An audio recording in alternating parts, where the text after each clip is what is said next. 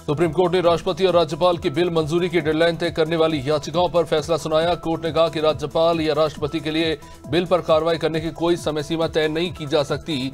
अदालत ने हालांकि यह भी स्पष्ट किया कि राज्यपाल बिल को अनिश्चितकाल तक रोककर भी नहीं रख सकते, बल्कि उसे विधानमंडल को वापस भेजना होगा।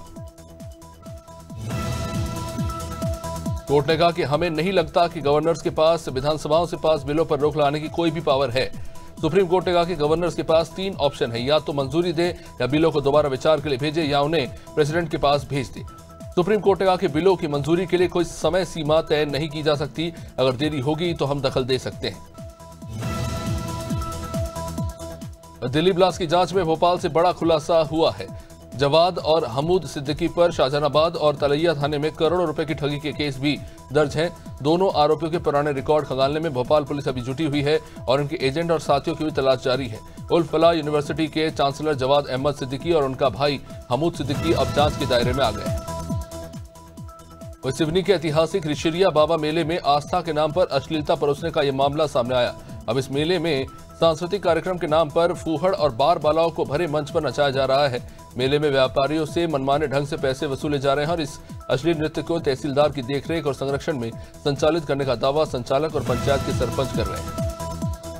भोपाल में बदमाशों का आतंक लगातार बढ़ता जा रहा है। मंगलवार बुधवार की दरमियानी रात शहर में 7 घंटे के भीतर 2 अलग अलग जगहों पर बदमाशों ने जमकर तोड़फोड़ की और उत्पात मचाया। अब इन दोनों घटनाओं के वीडियो भी काफी तेजी से वायरल होते चले गए। पहला मामला मिसरोद थाना क्षेत्र का, जहां एक निजी यूनिवर्सिटी के छात्रों ने एक कैफे में जमकर तोड़फोड़ की। जांच में पता चला कि हमला 2 दिन पुराने विवाद का नतीजा था। मध्य प्रदेश में चल रही एसआईआर प्रक्रिया में राजधानी भोपाल अब तक पिछड़ा साबित हुआ है। मतदाता सूची पुनरीक्षण कार्य की समीक्षा के दौरान चुनाव आयोग बार बार कलेक्टर पर नाराजगी जताता दिखाई दे रहा है। शहर के कई इलाकों में मतदाता अपने नाम जुड़वाने को लेकर परेशान है। स्थिति अब ये हो चुकी है, जिन मतदाताओं ने 1995 से लगातार मतदान किया, उनका नाम 2003 की मतदाता सूची से गायब है। नर्मदापुरम में आज से पीएम-श्री हेलीकॉप्टर वायु सेवा का शुभारंभ किया गया। ये नई हवाई सेवा भोपाल, मढ़ई और पचमढ़ी को सीधे हवाई मार्ग से जोड़ेगी, जिससे बड़े पैमाने पर पर्यटकों को लाभ मिल सकेगा। इस शुभारंभ अवसर पर नर्मदापुरम सांसद दर्शन सिंह चौधरी, राज्यसभा सांसद माया नरोलिया, सोहागपुर विधायक ठाकुर विजयपाल सिंह और पिपरिया विधायक ठाकुर दास नागवंशी मौजूद रहे। इंदौर से पटना के बीच चलने वाली स्पेशल ट्रेन के समय में अब महत्वपूर्ण बदलाव किया गया है, जहां शाम 6:30 पर इंदौर से चलने वाली ट्रेन अब शाम 6 बजे ही अम्बेडकर नगर से अपनी यात्रा शुरू करेगी। यानी पहले के मुकाबले 30 मिनट पहले ही ट्रेन शुरू हो जाएगी। इसी के साथ इंदौर स्टेशन से ट्रेन का प्रस्थान समय भी बदल चुका है। अब ट्रेन 7:15 पर इंदौर स्टेशन से पटना की ओर रवाना होगी। झाबुआ में सरदार वल्लभ भाई पटेल की 150वीं जयंती पर जिला स्तरीय पदयात्रा यूनिटी मार्च का भव्य आयोजन किया गया। इस कार्यक्रम में प्रभारी मंत्री विजय शाह, कैबिनेट मंत्री निर्मला भूरिया, सांसद अनीता नागर सिंह चौहान, भाजपा पदाधिकारी और स्कूली बच्चे शामिल हुए। पदयात्रा राजवाड़ा चौराहा से शुरू होकर देवश्री मंदिर परिसर में संपन्न हुई। इस दौरान सांसद अनीता नागर सिंह चौहान ने झाबुआ में क्रिकेट स्टेडियम की मांग की।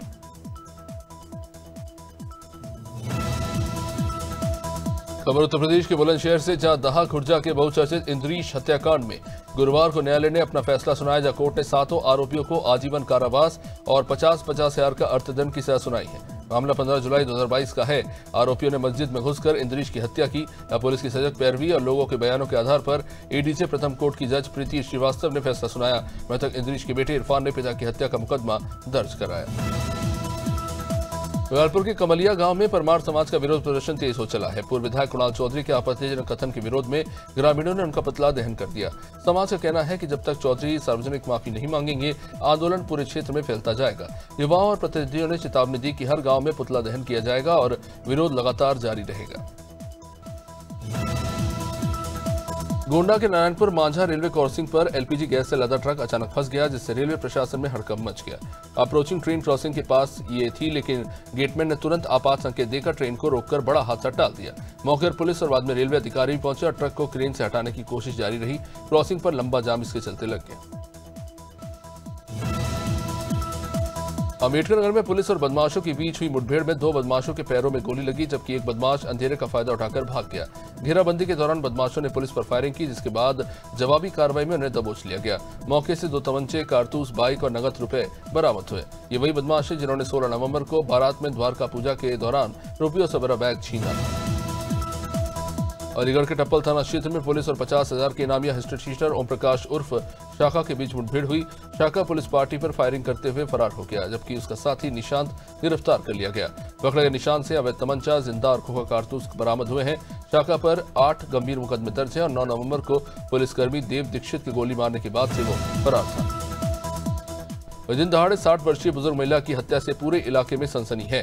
करैया गांव में एक युवक ने मामूली विवाद को लेकर महिला को घर में पीटा, फिर घसीटकर बाहर लेकर आया और बीच रास्ते में कुल्हाड़ी से काटकर उनकी सरेआम हत्या कर दी। महिला का सड़क पर पड़ा शव देखकर ग्रामीण भी दहशत में आ गए। घटना के बाद आरोपी वहां से फरार हो गया। मोधा क्षेत्र में महिला अपराध लगातार बढ़ता जा रहा है।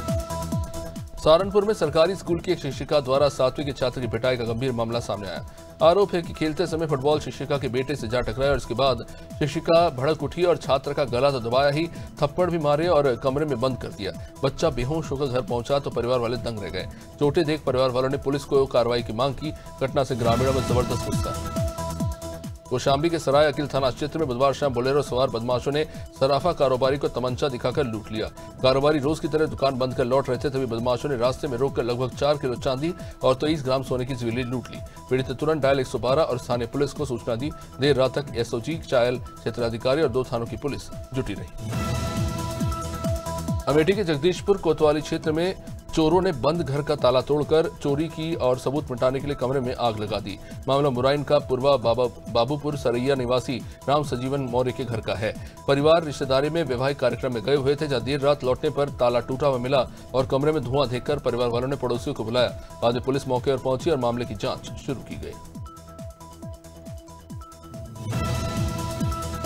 अम्बेडकर में मानव तस्करी गैंग से जुड़े 2 सदस्यों को पुलिस ने गिरफ्तार किया। ये लोग कंप्यूटर जानकार युवाओं को डेटा एंट्री का काम दिलाने के नाम पर झांसा देते और विदेश भेजते थे, जहां उनसे साइबर क्राइम और गैंग के साथ काम करने के लिए मजबूर किया जाता था। आरोपी विदेश भेजने के नाम पर मोटी रकम वसूलते थे। लाओस से बेचकर लौटे आफ्ताब आलम की शिकायत पर मामला दर्ज हुआ। आफ्ताब ने बताया कि उन्हें होटल में रखकर बॉर्डर पार कर गोल्डन ट्रायंगल में बंधक बनाकर साइबर फ्रॉड कराया जाता था। वृंदावन में 1 साल पहले लापता वृद्ध साध्वी चंद्रमुखी की हत्या का खुलासा आखिरकार हो गया। पुलिस ने जांच के दौरान ये पाया कि साध्वी के गौशाला नगर स्थित मकान पर कब्जा करने की नीयत से ही उनकी हत्या की गई। मकान में किसी और का ताला मिलने पर महंत लाडली शरण ने गुमशुदगी दर्ज कराई, लेकिन 1 साल तक कोई सुराग नहीं मिल पाया और पुलिस ने मकान कब्जाने की साजिश में शामिल 6 लोगों को गिरफ्तार कर इन्हें न्यायालय में पेश कर दिया। उन्नाव में ट्रैफिक व्यवस्था सुधारने के लिए एंट्री पॉइंट पर लगाए गए हाइट गैस पहले ही दिनों सवालों में आ गए, जब अलमारी से लदी पिकअप गाड़ी फंस गई। गाड़ी का आगे का हिस्सा अचानक ऊपर उठते ही चालक और आसपास के लोग घबरा गए। मौके पर भीड़ जुट गई और लोगों ने मिलकर किसी तरह से वाहन को सुरक्षित बाहर निकाला। घटना के बाद हाइट गेज की ऊंचाई और उसकी उपयोगिता पर भी अब सवाल उठने लगे। वहीं चमोली जिले के थराली में क्षतिग्रस्त भवन पर शीघ्र सामुदायिक स्वास्थ्य केंद्र के पुनः संचालन की मांग उठ रही है। 22 अगस्त की रात आई प्राकृतिक आपदा में केंद्र के पीछे मलबा आने से भवन को नुकसान पहुंचा है। हालांकि अस्पताल प्रबंधन सुरक्षित है। वर्तमान में मरीजों का इलाज जिला पंचायत भवन में ही चल रहा है। देहरादून के सचिवालय स्थित वीर चंद्र सिंह गढ़वाली सभागार में 2 दिवसीय प्रशासनिक अधिकारी सम्मेलन शुरू हुआ। उत्तराखंड सरकार ने विकसित उत्तराखंड एट 2047 के रोडमैप को रेखांकित करते हुए नीति निर्माताओं और प्रशासकों को एक मंच पर लाया। मुख्य सचिव आनंद वर्धन ने सम्मेलन को क्षेत्रीय अधिकारियों और नीति निर्माताओं के संवाद का अवसर बताया। उन्होंने कहा कि ऐसे आयोजन से निर्णय प्रक्रिया और समन्वय दोनों मजबूत होते हैं। सीतापुर में किसान दिवस का आयोजन विकास भवन सभागार में जिलाधिकारी डॉक्टर राजा गणपति आर की अध्यक्षता में हुआ। कृषि विभाग के अधिकारी, किसान और यूनियन प्रतिनिधि मौजूद रहे। उप कृषि निदेशक ने किसानों को मुफ्त मिनी किट मसूर बीज देने की जानकारी दी, तो वही उद्यान अधिकारी ने बताया कि किसान पोर्टल पर रजिस्ट्रेशन कर शाकबाजी के बीज 1 एकड़ तक निःशुल्क प्राप्त कर सकते हैं। सीतापुर के तरणताल स्टेडियम में प्रदेश स्तरीय कबड्डी बालक प्रतियोगिता का आयोजन हुआ। सदस्य विधान परिषद भवन सिंह चौहान ने बताया कि मेरठ और सहारनपुर के खिलाड़ियों ने शानदार प्रदर्शन किया। प्रतियोगिता के जरिए ग्रामीण खिलाड़ियों को आगे बढ़ाने का अवसर मिल रहा है। खिलाड़ियों ने बेहतर खेल भावना दिखाई है। सरकार गांव-गांव में खेल आयोजन कर युवाओं को स्वस्थ जीवन की दिशा में प्रेरित कर रहे हैं। जिला निर्वाचन अधिकारी संजय चौहान ने विशेष प्रगाढ़ पुनरीक्षण अभियान के तहत अमेठी तहसील के ग्राम रामदेपुर और जंगल रामनगर का निरीक्षण किया। निरीक्षण के दौरान बीएलओ से गणना प्रपत्र वितरण की जानकारी ली गई। रामदेपुर में सभी घरों में प्रपत्र वितरित किए गए, जबकि जंगल रामनगर में लापरवाही पर जिलाधिकारी ने बीएलओ राम अभिलाष को निलंबित करने के निर्देश दिए। ग्रामीणों से प्रपत्र शीघ्र भरने की अपील की गई। वहीं अमरोहा के थाना हसनपुर क्षेत्र के गांव धोरिया का युवक ट्रैक्टर पर खड़े होकर जानलेवा स्टंट करता नजर आया। इंस्टाग्राम पर फॉलोअर्स बढ़ाने के लिए इस युवक ने स्टंट किया। स्टंट का वीडियो सोशल मीडिया पर तेजी से वायरल हो गया। वीडियो वायरल होते ही पुलिस हरकत में आई और मामले की जांच शुरू की गई। स्थानीय लोगों में इस घटनाक्रम को लेकर चर्चा बनी हुई है। बरेली में आला हजरात खानदान की बहू निदा खान ने अपने ऊपर हमले की साजिश का आरोप लगाया है। निदा ने बताया कि एक 23 साल के युवक थैला लेकर उसके घर में घुस गया। अपनी जान को खतरे में देखते हुए उसने बताया कि उन्होंने जेल में बंद तौकीर रजा के समर्थकों पर शक जताया है। पुलिस को दी शिकायत में पति शीरान रजा और ससुराल पक्ष से उन्होंने खतरा बताया है। पुलिस फिलहाल सीसीटीवी फुटेज की जांच कर रही है। बस्ती जिले के रुधौली थाना क्षेत्र में अर्धनग्न महिला का शव मिलने से सनसनी फैल गई। मृतक गले पर धारदार हथियार के निशान है और चेहरे पर कई बार हत्या और दुष्कर्म की आशंका फिलहाल जताई जा रही है। घटनास्थल के पास शराब और पानी की कुछ बोतलें और महिला के कपड़े मिलने की भी चर्चा है। पुलिस ने फिलहाल फॉरेंसिक टीम के साथ जांच शुरू कर दी।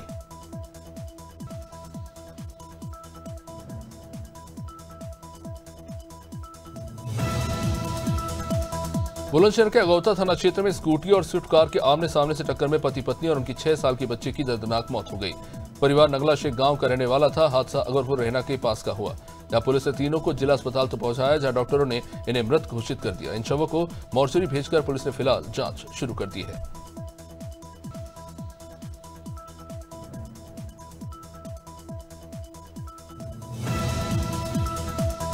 बुलंदशहर के नुमाइश ग्राउंड में डॉक्टर के यहां से लौट रही विवाहिता और उसके पिता पर ससुराल पक्ष के कुछ लोगों ने अचानक से धारदार हथियारों से हमला कर दिया। पिता ज्वाला प्रसाद ने बताया कि बेटी भारती गर्ग की शादी अभिषेक अग्रवाल से साल 2021 में हुई। पहले भी मारपीट हुई थी। 6 महीने से बेटी मायके में रह रही थी। फिलहाल पुलिस ने मामला दर्ज कर इस मामले में जांच शुरू कर दी है।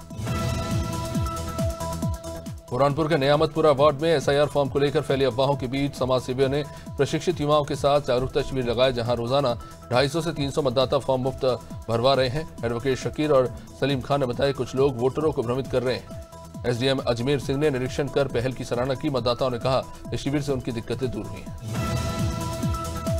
बहराइच मेडिकल कॉलेज में एचओडी मिथिलेश के खिलाफ स्टाफ नर्सों ने गेट पर जोरदार विरोध प्रदर्शन किया। नर्सों ने एचओडी और 4 प्रशिक्षु डॉक्टर्स पर मारपीट व अभद्रता के आरोप लगाए। स्टाफ नर्सों ने एचओडी को निलंबित करने और कार्रवाई की मांग की। चेतावनी दी कि मांग न मानी गई तो कार्य बहिष्कार किया जाएगा। मामला बहराइच शहर के मेडिकल कॉलेज का है। हमीरपुर जिले में दिल दहला देने वाली वारदात सामने आई, जब भतीजे ने दिन दहाड़े अपनी चाची की धारदार हथियार से हत्या कर दी और मौके से फरार हो गया। लहलहान हालत में सड़क पर शव मिलने से गांव में हड़कंप मच गया, जब पुलिस ने पहुंचकर शव पोस्टमार्टम के लिए भेजा और मौके से साक्ष्य जुटाए। आरोपी की तलाश फिलहाल जारी है।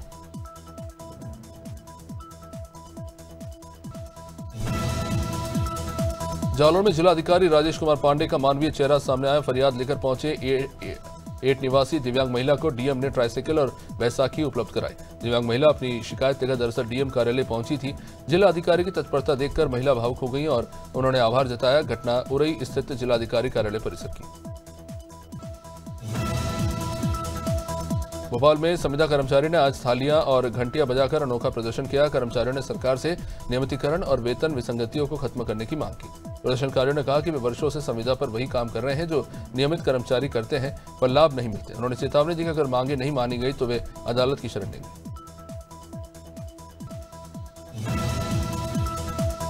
नीमच जिले के नौगांव पुलिस चौकी ने बड़ी कार्रवाई करते हुए 30 किलो डोडा चूरा और एक स्विफ्ट कार जब्त की। आरोपी रमेश मेघवाल राजस्थान का निवासी बताया गया है। पुलिस उन्होंने नाकाबंदी के दौरान 4 लेन पर पकड़ा जब वह कार भगाने की कोशिश कर रहे थे। एनडीपीएस एक्ट के तहत मामला दर्ज कर फिलहाल जांच शुरू कर दी गई है। एसपी अंकित जायसवाल के निर्देश में ये कार्रवाई जारी है। नीमच में अपर कलेक्टर बीएस कलेश ने विभिन्न विभागों का आकस्मिक निरीक्षण किया। अब इस निरीक्षण में कई कर्मचारी अनुपस्थित पाए गए। जिला रोजगार कार्यालय में कोई अधिकारी पाया नहीं गया, जबकि कृषि और उद्यानिकी विभाग में सभी कर्मचारी उपस्थित पाए गए। महिला एवं बाल विकास और आदिम जाति कल्याण कार्यालयों में 2-2 कर्मचारी अनुपस्थित मिले। अनुपस्थिति दर्ज की गई और निर्देश जारी किए गए।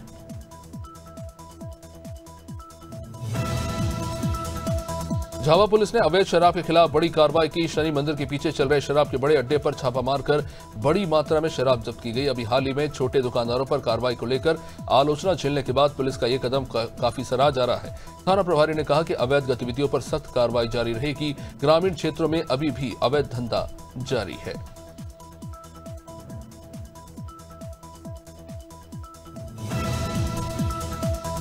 झांसी के बरुआ सागर थाना क्षेत्र के गांव में झाड़ फूंक के बहाने तांत्रिक ने एक 12 साल की बच्ची से छेड़छाड़ की। इस घटना से गांव में हड़कंप मचा। पीड़िता की मां की तहरीर पर पुलिस ने आरोपी हरभजन निवासी सोनोनिया जिला निवाड़ी के खिलाफ मामला दर्ज किया।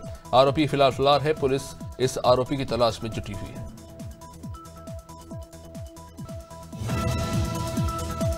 कांकेर के पखानजून में नशे के सौदागर बीनू बड़ाई ने पत्रकार को मारपीट कर उसे जान से मारने की धमकी दी।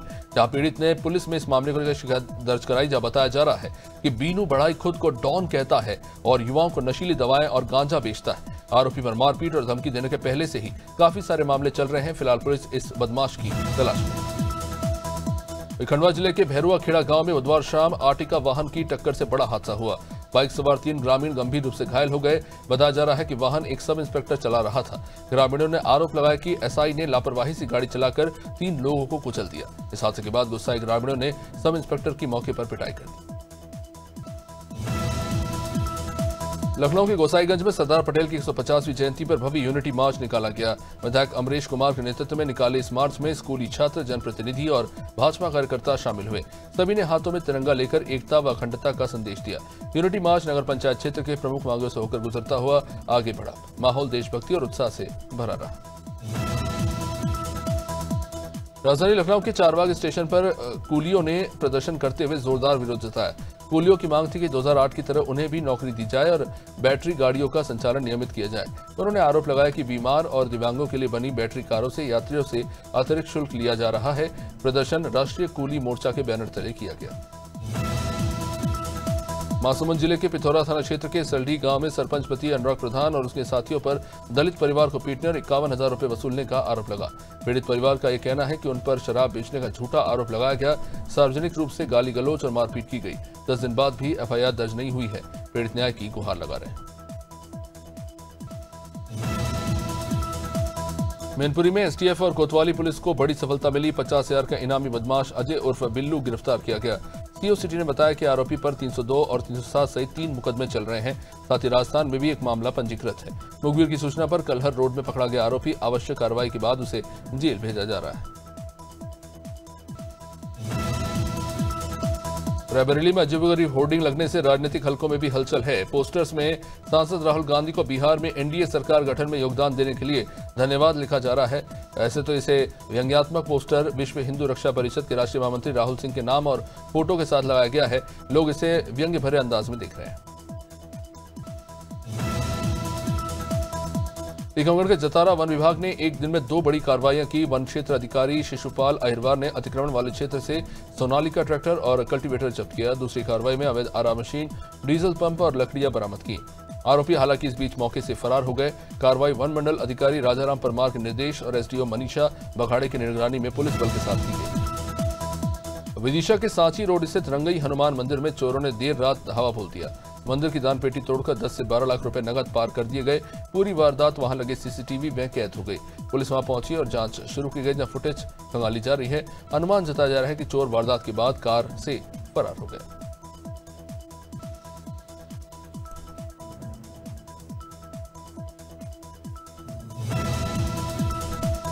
वृंदावन के प्रेम मंदिर के पास दर्दनाक हादसे में श्रद्धालुओं को झकझोर दिया गया, जहां पलवल निवासी महिला अपनी बेटी और रिश्तेदार संग दर्शन करने आई थी। सड़क किनारे खड़ी महिला और बेटी को तेज रफ्तार कार ने टक्कर मार दी। महिला की मौके पर मौत हो गई, जबकि बेटी और अन्य युवती गंभीर रूप से घायल हो गई। ये पूरी घटना वहां लगे सीसीटीवी कैमरे में कैद हो गई। पुलिस ने जांच शुरू कर दी।